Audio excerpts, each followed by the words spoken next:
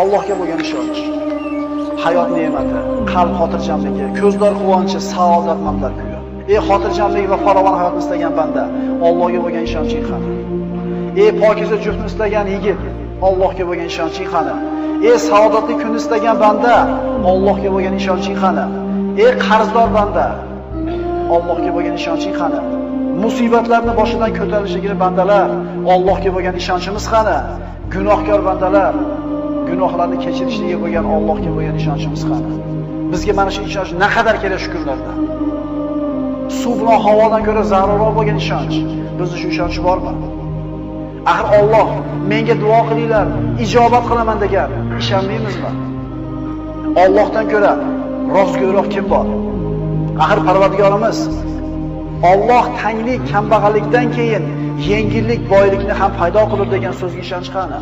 Tanglik, mashaqqatdan keyin kenglikni ham, boylikni ham beraman deyapti Alloh. Ishonmaymizmi? Ishonaylik birodarlar. Tushkunlikka tushmaylik.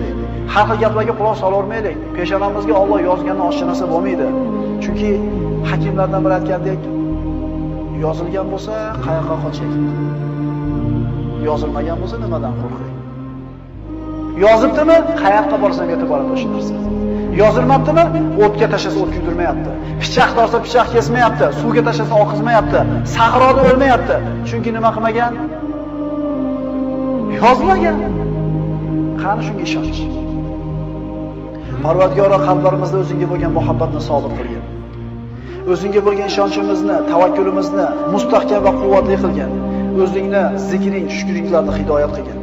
O'zingga ro'baro bo'ladigan kunimizda og'zimizdan chiqqan oxirgi so'zimiz la ilaha illalloh Muhammad Rasululloh kalimasi bo'lishini nasib etgin. Agar shuni ham Alloh xohlamagan bo'lsa ayta olmaymiz birodarlar. Alloh taolo siz bilan bizni mahzun bo'lmaslikka buyuradi. Alloh taolo siz bilan bizni o'ziga tavakkul qilishlikka buyuradi. G'am, qayg'u, huzn insonga nimani olib keladi? Alloh taolo siz bilan bizni man qilgan ish. Mahzun bo'lma. Hech qachon mahzun bo'lma. Chunki qayg'u seni o'tmishingdan bezovta qilib, kelajakdan xavotirga soladi. Oqibatda bugungi kuningni yo'qotasan. Hech qachon mahzun bo'lma.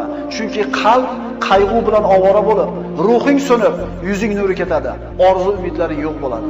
Ey mo'min banda, mahzun bo'lma. Chunki qayg'u dushmaningni xursand qilib, do'stingni mahzun qiladi. Qayg'u sababli haqiqatlarni ko'ra olmay qolasan. Mahzun bo'lma, chunki qayg'u qazoy qadorga norozilik, ne'matga samonko'rlik bo'ladi. Mahzun bo'lma, chunki qayg'u, g'am yo'q qolgan narsani qaytarmaydi. O'liklarni tiriltirib, qadarni qaytarmaydi, foyda keltirmaydi. Mahzun bo'lma, chunki qayg'u shaytondan, qayg'u faqirlik va umidsizlikdir. Mahzun bo'lma. Agar sen faqir bo'lsang, umri qarzga botib ketgan kishilar bor. Agar mingani uloving yo'q bo'lsa, oyog'i shol bo'lib qolgan odamlar bor. Mahzun bo'lma. Agar bir farzandingdan ajragan bo'lsang, shunday insonlar borki, bitta baxtsiz hodisa tufayli butun oilasidan mahrum bo'lganlar bor. Mahzun bo'lma. Agar gunohkor bo'lsang, tavba qil. Yomon ish qilgan bo'lsang, istig'for et. Xato qilgan bo'lsang, isloh qil. Allohning rahmati keng, tavba eshiklari ochiqdir. Mahzun bo'lma. Agar g'amga botsang, asablaring taranglashib, vujudingni qiynab tunlarni bedor qilasan. Mahzun bo'lma, chunki qazo qadar qalami ishini bitirgan, varaqlar qurigan, kitob yopilgan, undan oshiqcha ham kamon bo'lmaydi. Mahzun bo'lma. Mahzun bo'lma. Qo'lingdan ketgan narsaga g'am chekma. Bittasi ketgan bo'lsa, hali qo'lingda juda ko'p Alloh taoloning ne'matlari bor. Axir Alloh aytmaydimi? Agar Allohning ne'matlarini sanasangizlar, sanoqqa yeta olmaysizlar. Bitta ko'zing o'yilgan bo'lsa, ikkinchisi turibdi. Ikkala ko'zing ketgan bo'lsa, quloqing, oyog'ing turibdi. Bitta ne'matdan mahrum bo'lgan bo'lsang, hali juda ko'p ne'mat bor. Mahzun bo'lma. Hasadgo'y, botil ahillarning tanqidlariga parvo qilma. Chunki ularning so'zlariga sabr qilishda senga ajr mukofot bor. Seni tanqid qilishlari seni qadringni belgilaydi. Axir odamlar o'lik itga so'z otmaylar-ku. Doim istig'forda bo'l. Chunki Parvardigoring tavbalarni qabul qilguvchidir.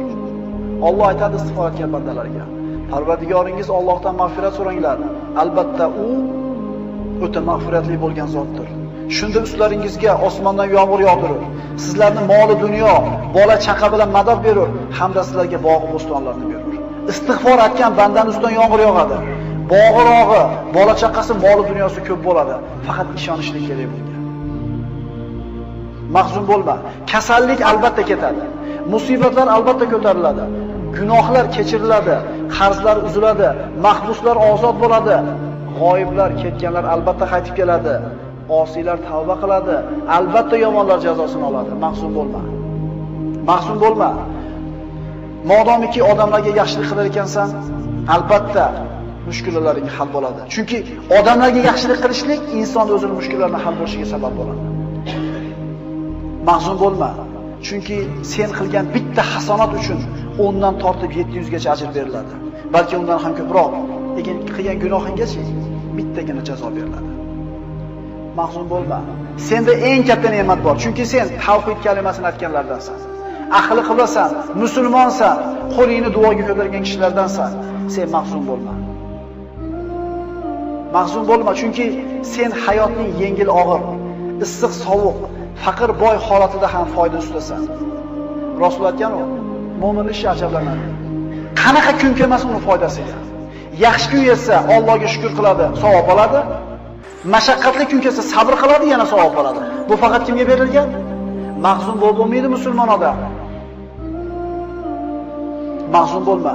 Axir senda Qur'on bor, zikr, duo bor. Axir senda namoz, amr ma'ruf, sadaqa, boshqa savobli amallar bor. Boshqalarda yo'q bu narsa. Kim xohlardi dunyoda iymoningni berasan, dunyodagi hamma xohlagan narsani beraman desa, qaysi mo'min xohladi shu narsani? Odamlarga zulm qilayotgan, haqlarini yeyotgan, tuhmat qilayotgan, bo'xton qilayotganlar ham o'ladi. Zulm ko'rgan, sabr qilgan, savob umid qilgan kishilar ham o'ladi. Lekin Alloh taoloning huzuriga borganda kim yutuqda bo'ladi? Dunyo hayoti vaqtincha. Ad-dunya sa'a fajal xato degan Rasululloh. Dunyo 1 soatlik umr bor yo'q. Ana shu 1 soatni ibodatga aylantiringlar degan Rasululloh. Kim o'lmaydi? Kim o'lmaydi? Mahzun bo'lma. Axir qora bulutlarning tarqaganini, qorong'i tunni yorishganini, shamollarni to'xtaganini ko'rmaganmisan? Inshaalloh mashaqqatlaring rohatga, hayoting yorug'likka, kelajaging ne'matga to'lib boradi. Inshaalloh. Mahzun bo'lma. Agar oldingda chora qolmasa, yo'llar berkilib, umidsizlik bostirib kelsa, yo Alloh degan. Mahzun bo'lma. Agar musibat, baxtsizlik, xavotir kelsa, yo Alloh degan. Mahzun bo'lma. Agar keng dunyo tor bo'lib ketgan bo'lsa, ishlar og'irlashsa, yo Alloh deb nido qilgin. Mahzun bo'lma. Agar oldingda eshiklar yopilsa, yo Alloh deb nido qilgin.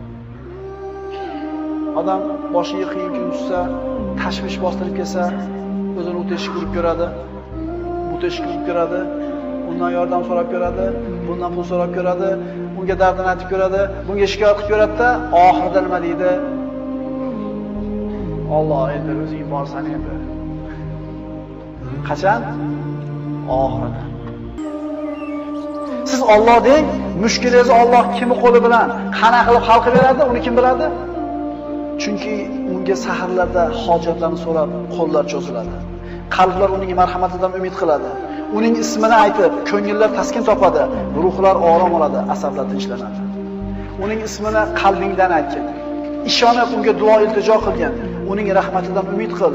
U duolaringni eshitib turganiga va albatta ijobat qilishiga ishongin. Shunda agar shunday so'rasak, nima bo'ladi?